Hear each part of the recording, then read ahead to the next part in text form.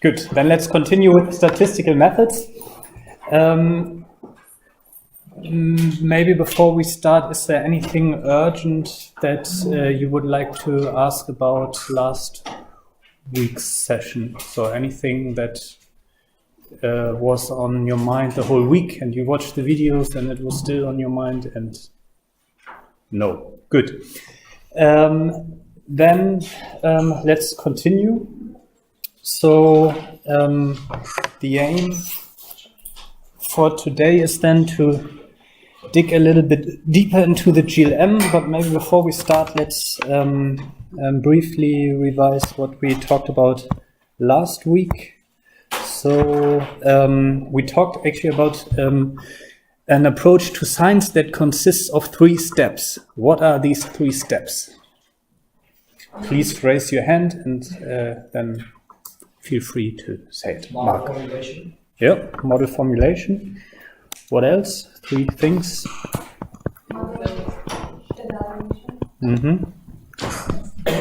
And in between model formulation and exactly. So there we have evaluation. And in the middle we have model estimation. Good. So the model that we will be concerned with in the winter term, and that is kind of the basic form of fMRI analysis. If you have ever seen an fMRI paper, you see these blobs on the brain. So some yellow blobs on the brain, that's always GLM analysis. The model that we talk about is the general linear model, and the first thing that we want to discuss in the coming weeks is the model formulation part. Maybe I stop switching colors, then I can talk more fluently. So we will deal with model formulation, and the model of interest is the general linear model. So that's the GLM, general linear model, the GLM. And I told you last week already that it has, or one can write it in structural form like this, where maybe for completeness I now include that this is distributed according to a multivariate Gaussian of this form. And this is essentially the model formulation part of the GLM. But of course, the task is now to actually understand this model formulation. So it's an equation which has multiple parts, and we talked about that there's some deterministic parts and some stochastic parts, especially this epsilon. And the aim for today then is to slowly get started on the model formulation and give you the language that you need to understand this equation. And in a way, in the end, also to get an intuition of what the concept of a design matrix is. Again, if you're thinking about fMRI data analysis, design matrices are fundamental, but also more in general to get started on probabilistic modeling. Good. So we start with what I call the deterministic aspect, which is just this y and x beta. And the outline for today then is to first give you some math fundamentals on sets, some other math fundamentals on sums, and finally some more fundamentals on matrix algebra. So these, in this case, these are things that are important in math all the time. The way I'm teaching the whole course this year is in kind of an integrated fashion. So the math bits will always come up to support what we are currently talking about in terms of the GLM. So we've also taught this course in different ways previously, so that we have a mathematical pre-course. Either way is fine from my perspective, but in this integrated fashion, we basically don't talk about math that we won't need right away. On the other hand, you will not get a full mathematical picture before we discussed everything that is relevant to the GLM. Yeah, so for the next hour, I think we will first focus on sets and sums, and let's see how far we get, and then we start talking about matrices. And then once we went over these fundamentals, the thing that then relates these fundamentals to the GLM is that we talk about simple linear regression, because that's something that you know, and we discuss how at least the deterministic aspects of simple linear regression can be captured by the concepts that you then heard before. Yeah, so that's the plan for today. Sets, sums, matrix algebra, simple linear regression. Good. Scroll up. Then first about sets.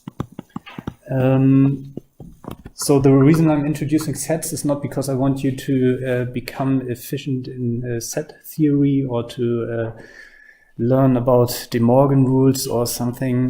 The main thing why I'm introducing sets is because I want you to become familiar with a notation that I will use all the time, and the notation looks something like this.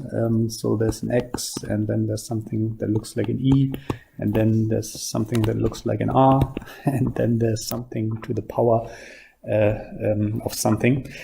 So I want you to understand what I mean by this notation. And from my perspective, it helps to always start from the fundamentals. So there's a tendency in cognitive neuroscience to start somewhere in between and ignoring the fundamentals and trying to make sense of the world.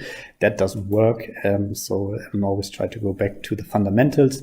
To learn more about these mathematical concepts, start at Wikipedia and look for books and so on. So I will revise basically only what we need. And I start now without further ado. So actually a set is just a collection of things. So I have in the script this definition by Cantor, who basically started the whole set business in mathematics, that says a set is a gathering together into a whole of definite distinct objects of our perception or of our thought, which are called elements of the set.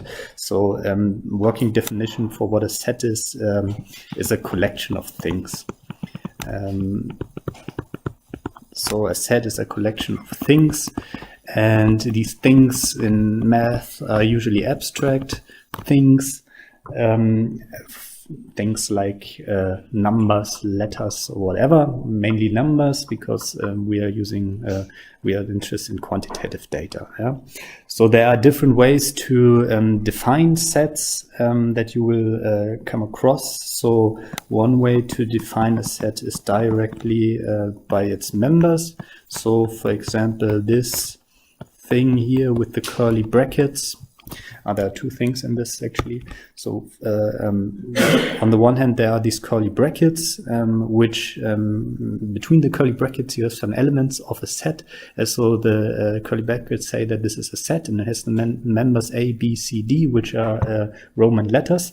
And this is actually quite important what I put up here. Which I always forget to introduce. So this looks almost like an equal sign, but is not an equal sign. It's a definition symbol. Or at least that's what I call it right now, because I can't think of the correct formal term. When there's this colon on the left and there's an equal sign, that means A. So this big A here is defined as the set A, B, C, and D. And this is the nice thing about mathematics, that you define things, and from these definitions you then follow things. And what always makes me crazy when reading papers or books is if the definitions are not clear, because once the definitions are clear, then the whole thing is just a little bit of thinking and to understand what's going on. But it's important that definitions are spelled out in a way that's in psychology, you have this thing that you sometimes use these terms, and I don't know, ego depletion or attention or whatever.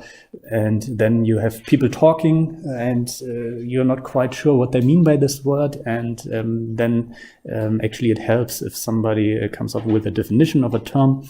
And the same thing in math. And the symbol we will use for that is always this definition symbol with these colons and the equal sign. Yeah. Yeah, it always means, and the good thing about definitions is that you don't have to ask yourself why, because it's just defined that way, and you can define whatever. So nobody tells you what to define. But once you have defined things, then and you come to some conclusions, then you should then people agree on what logical things are that you then can do. Yeah, but definitions you don't have to worry about. So if you see this sign, you don't have to think, I don't understand this, because there's nothing to understand. It just says that's how it is. So that's the definition symbol, which will also come up a lot. Now I defined here a set to be a set of Roman letters with A, B, C, and D. One thing then one can say about this set is that the set A, so capital A, consists of elements small or lowercase a, b, c, and d. And one thing that one can then write is that A is an element of A. So this lowercase a is an element of A. B is also an element of A. C is also an element of A, and D, surprisingly, is also an element of A. Yeah, so this is something that I define as element of or in, whatever you prefer. So that's fairly simple. One can also, for example, about this set A, say that, for example, the letter N is not an element in A, because what is listed here is A, B, C, and D, and N is not listed there. Yeah, so that's essentially this notation of having a set and then a certain element being a member of that set. Yeah, so there are different ways to define sets. So one way to define a set is basically listing all its members, what I've shown here. So that's essentially one way to list all the members. Then there's another way that we will sometimes maybe come across, is that one defines a set by naming the properties of the members of the set. So that for this one uses this vertical bar, and then behind the bar one writes what X is supposed to be. So for example, to have the same set A, B, C, D, one could write X is one of the first four, one has to write a lot, lower case letters of the Roman alphabet. And then can start, if you want to become a mathematician, you can now start and ask whether my definition of this set is really good. But for the moment, let's keep it like that. So that's another way to define sets. So basically by listing the properties of the set after this bar. We will not see that much because what we will mainly see is defining sets using certain well-established symbols. So basically define a set in terms of another set. And an example for that would be that we define C as the natural numbers. What these are, we'll discuss in a second. Yeah. Yeah, I mean, one thing that always comes with sets is the cardinality of sets. So that's just the number of elements of a set, which is written with this bar notation. So the number of elements of the set A is 4, because there are 4 letters. Another thing we won't need that much. Good. So this is basically, for the moment, I think everything I need to tell you about sets. Or maybe one additional thing is that you can define operations on sets, things like unions and intersections.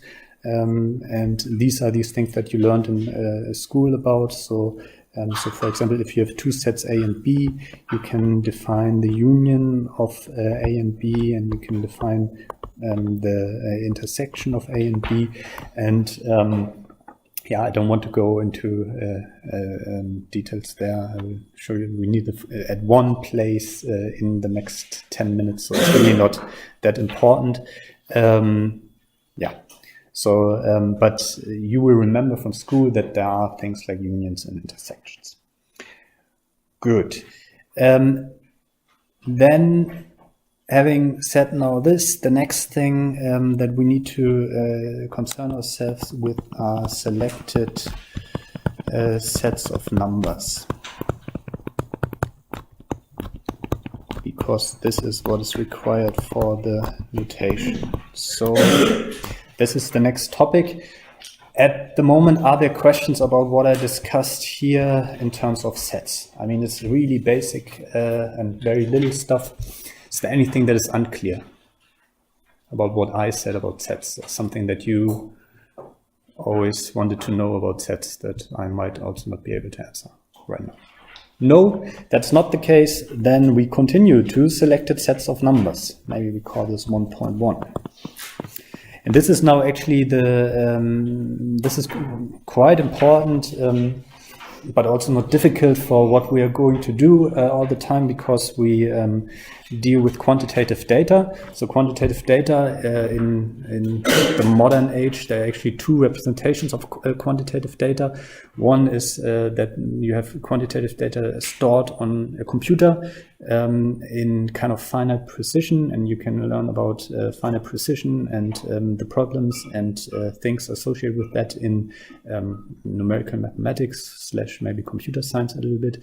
And then there are representations of numbers in mathematics, which actually for certain sets of numbers have infinite precision. So they are more like really abstract things that don't have physical realizations, but only model things. Yeah, what that really means maybe will become clear in a second.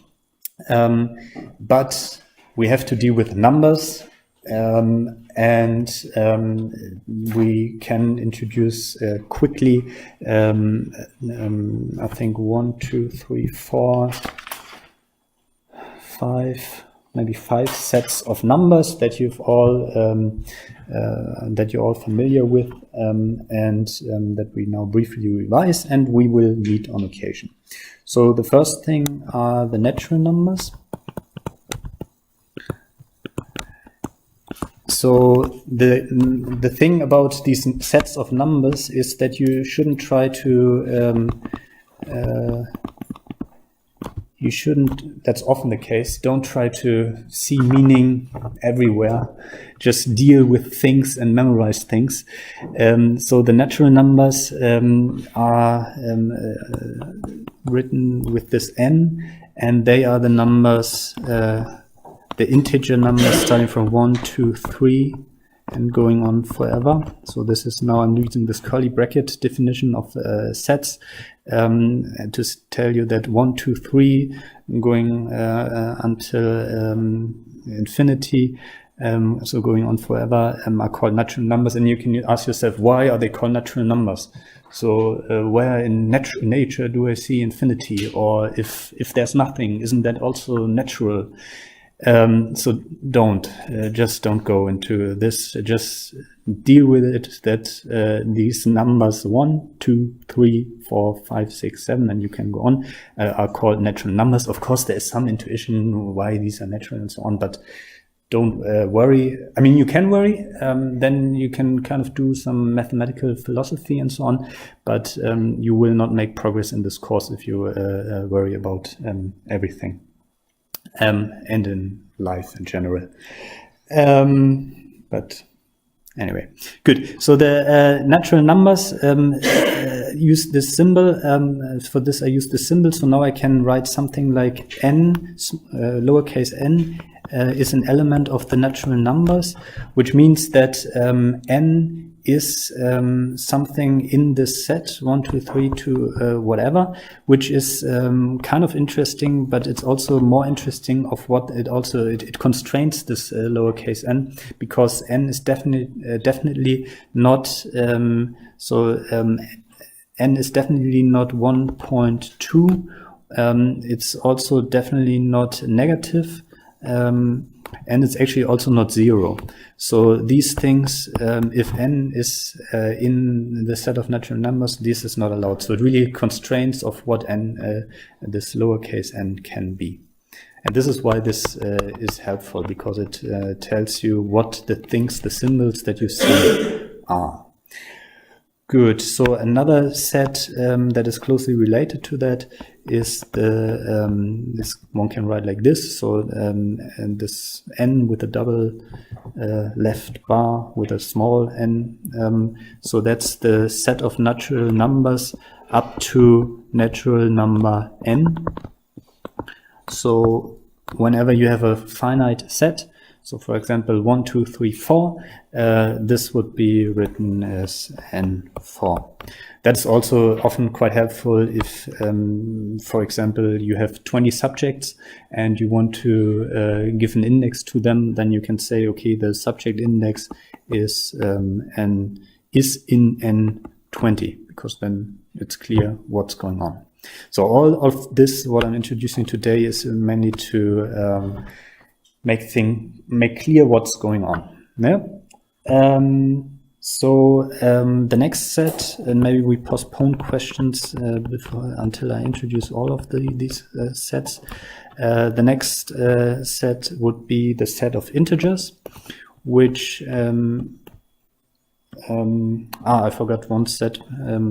Sorry, I have to go back. One thing that also exists is n0, which is the set of natural numbers and 0. Just be aware that the natural numbers don't contain 0. Yeah, it's just something that sometimes, I mean, it's important in a way, because we will use natural numbers to indicate matrix sizes, and so the matrix size will be natural numbers and not this n0. So the matrix exists in an informal way. So, but now let's go on to the integers. So the integers get this symbol z. And these are the integers which can also be negative, but are integers and go on forever. Yeah, so these are the integers. So natural numbers, not negative, integers also negative, and 0. Why this is also interesting, once you start programming, you will find that different types of variables can be of different types or classes, depending on what the language is and how things are called. But these sets will come up again. Yeah? So this is also, in a way, a little bit of an intro to programming already here. So these are the integers. Then we have the rational numbers.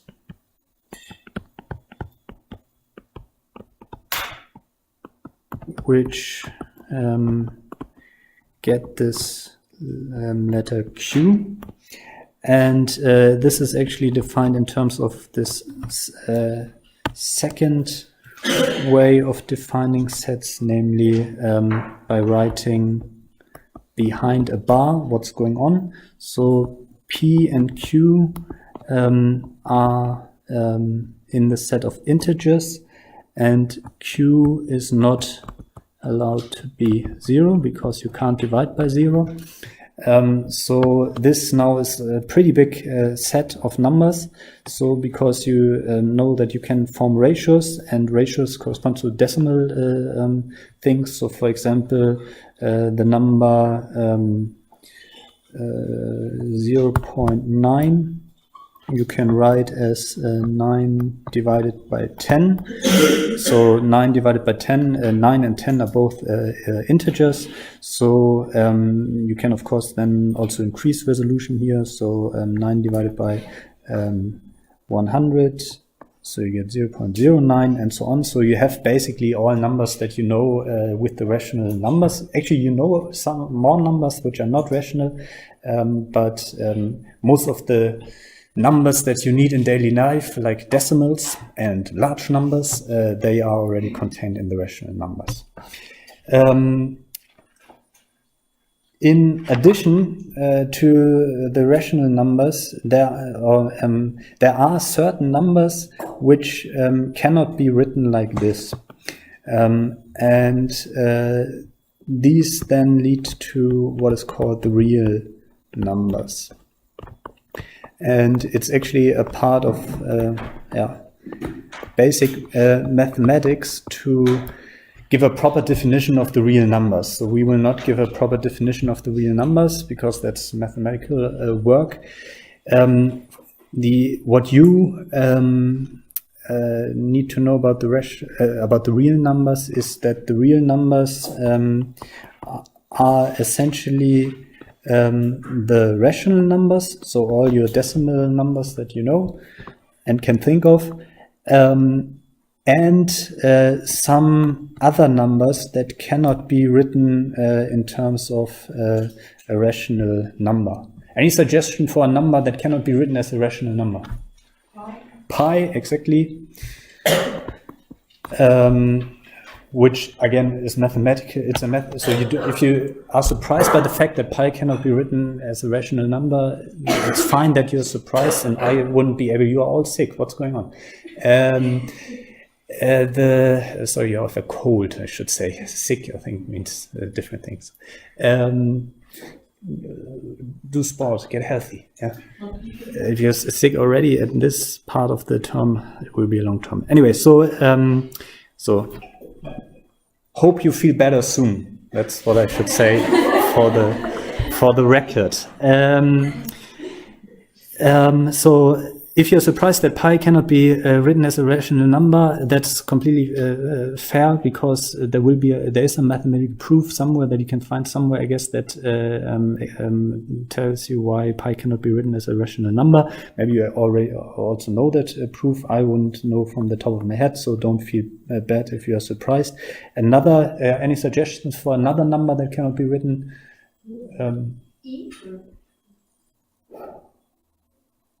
Is that true? Can be. I'm not actually sure. This is something there can be now a little pop-up in the video where can one integrate this, and then one can click, and then it shows that E is either can be written as a rational number or not. I'm not sure. The only thing that I'm sure about right now is that the square root of 2 can also not be written as a rational number. So there might be some more. Yeah. So these are the real numbers. It's the numbers that you have been dealing with in school. Yeah. So it's decimal numbers that you can sometimes write as fractions, sometimes not, depending on the. Sometimes not. Okay, then it's not a rational number. So if you can write things as fractions, then it's a rational number. But these are the real numbers. In how far they are more real than other numbers, that's also something you should not worry about. And that's essentially what I wanted to tell you about basic sets of numbers. So let's just write down some real numbers.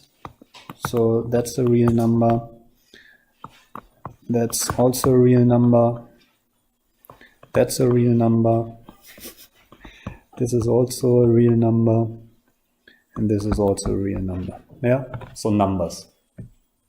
Good. It's all not that difficult. One additional set that we will need, and the notation I want to introduce for that is actually the set R to the power of n. So this is, how do I define it here? Yeah, the set of real n tuples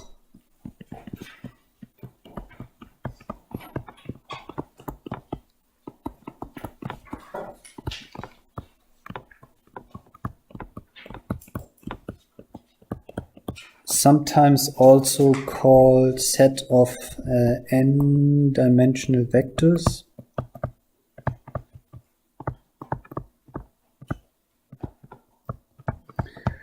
But actually for the current context, I prefer the set of real n tuples, because if you think of vectors, you already, I would assume, in your head have some arrows that you somehow have to arrange, and then you have to somehow find another arrow, and you get crazy because now you have to think of vectors and so on. So these kind of things, ignore them. So the only thing that we need right now is r to the power of n as the set of real n tuples. What I mean by that is that if x is an element of the set of real n tuples, that you can write x as follows. No, I shouldn't define anything here. You can write x in this way.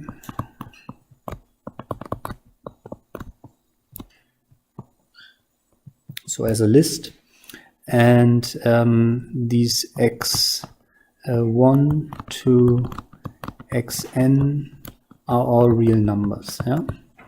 So for example, if I say something like x is in r to the power of 6, what I mean by that is that x, for example, has entries 1, 2, 3, 4, 5, and pi. It doesn't need to have pi in there. It could also be 6.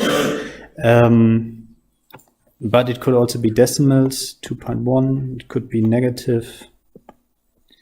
Could also, again, be a fraction, although that would be kind of messy if you have decimals and fractions, and so on.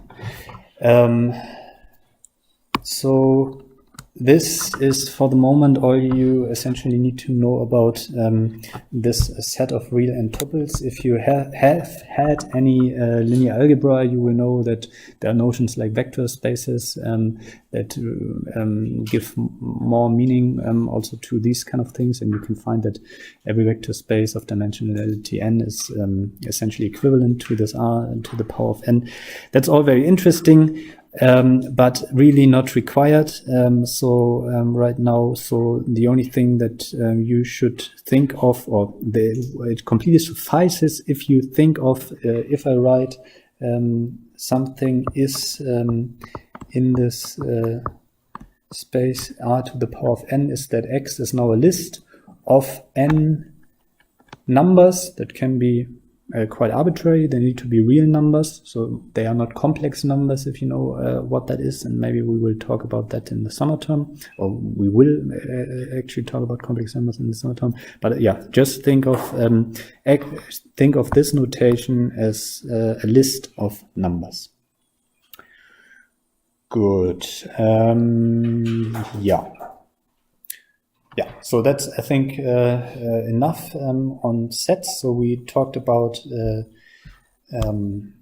natural numbers, the integers, the rational numbers, the real numbers, where I told you that's essentially the rational numbers plus some extra numbers that cannot be written as rational numbers, and r to the n, which is, corresponds to the elements of which correspond to lists in the real number, and lists of length n. Questions about these sets right now? No questions. So that's all clear. No confusion whatsoever. There. Should it be defined as or equals? You mean where exactly? The x. This here? Yeah. Yeah, that's a good point. This is actually what you can start worrying about now whenever you see an equal sign. So in this case, actually, it would be.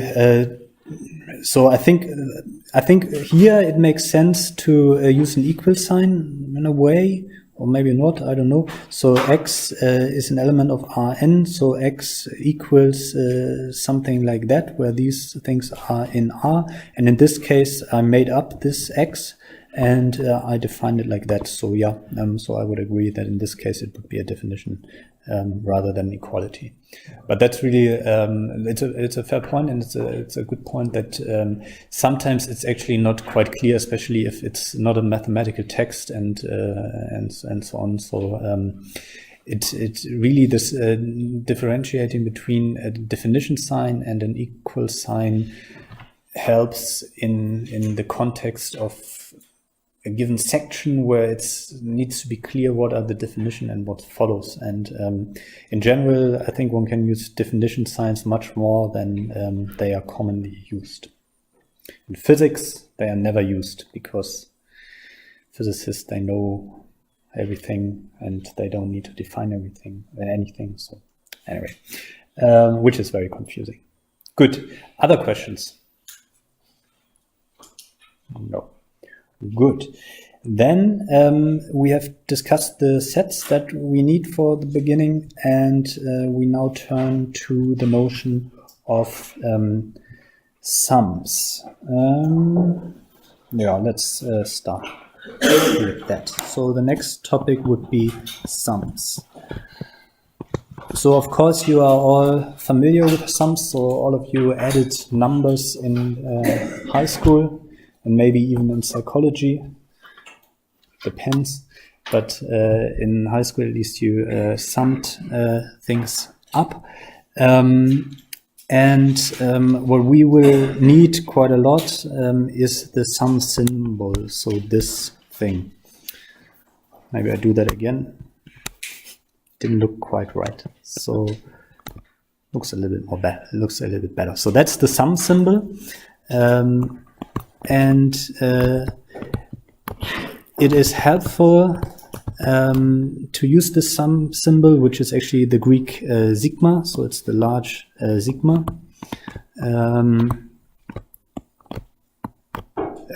It's quite helpful because it can concisely express relatively long expressions. And we will also need it to introduce matrix, especially matrices, matrix algebra, and especially matrix multiplication. So the sum symbol has usually this sigma form. It always has this sigma form, actually. But to get some meaning, you need certain further annotations. So to make that clear with an example is now if you think of 3 real numbers, actually I will also call real numbers scalars, so x1, x2 and x3 are just real numbers. For example, 1.1, 0 and 2. Then you can sum up these numbers. So you can do something like x1 plus x2 plus x3. And you get a fourth number. We call that y, or call it whatever. Has nothing to do at this point with the GLM. Just use x's and y's here. And one can write this in shorthand notation. So this thing here, using the sum symbol. So one can write sum over the xi, and then one introduces an index I that goes from 1 to 3. So the crucial thing about sums are these annotations that somehow give some meaning to what's happening here. Yeah. So you often see, especially in cognitive neuroscience papers, you see things like this. And that's not really meaningful because you don't know what's going on. So you see a sum symbol, you see an X, and you see an index of the X with an I, but you don't know what the author means in terms of what now should be summed here. So there need to be some annotations. They sometimes can take different forms. So for example, you could say I are all natural numbers, but you need some further information. Yeah. So if you see these kind of things somewhere, just stop reading the paper. It's a bad paper. No, sometimes it makes some sense from the context to use something like that, but in general, no. So in general, you need to know what you should sum up, because you also want to write some computer code to write that up, and then you need a for loop, for example, over 3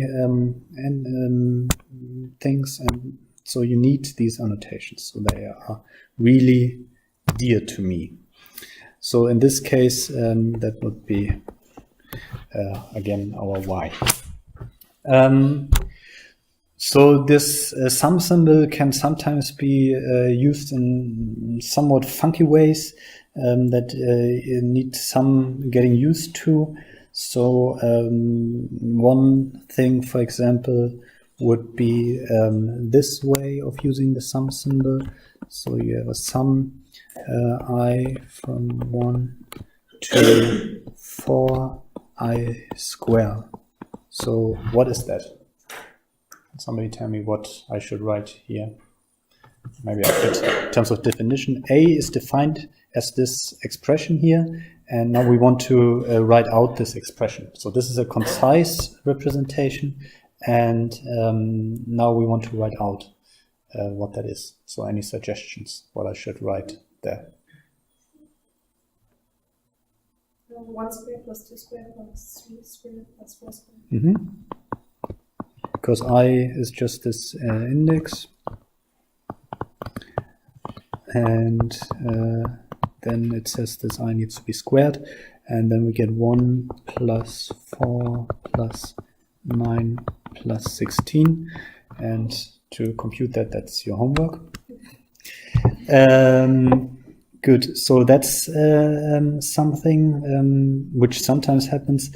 Also fairly funky is actually this use of the sum symbol, but sometimes one actually needs the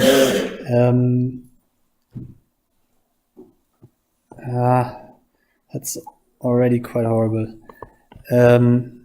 So this, if you see it sometimes, sometimes this, so basically, well, one could also define an I here, but then you see that there is no I. What this should in general mean is that you should add 2 5 times. It sometimes happens, but maybe not a very good thing to introduce in the very beginning. So always have the hope that there under the sum symbol, so here, that you will find the index. So you find something like this, and then you're happy, then you know what you should compute. So you have to compute 2 times I, and that you see the annotations. Good. One of these uses you might have seen of the sum symbol previously is actually the expression for what is often called the arithmetic mean. So maybe let's do this thing. So arithmetic mean.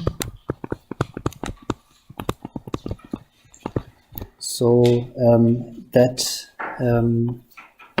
actually, so if you have something that is in the tuple of these, also works for other kinds of numbers, but let's say you have a tuple, an n tuple x, So basically you have x being something like this. So you have n real numbers.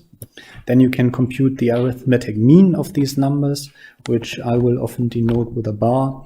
And the arithmetic mean is defined how? Anyone remember? That's the same mean that you have computed in psychology descriptive statistics. So how do you compute a mean?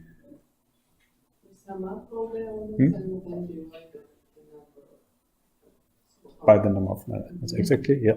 So then we do first the division by the number of elements, so 1 divided by n in this case, and then we do the summing up. So the arithmetic mean takes this form. So who has seen this formula previously? Please raise your hand. So everyone has seen it, so everybody should know how the sum symbol works as well. Good. Yeah, then I think we have what we need to start talking about matrices. So we have introduced some basic sets and the sum symbol, and that means we can have a break now, if there are no questions. Good, then let's have a break.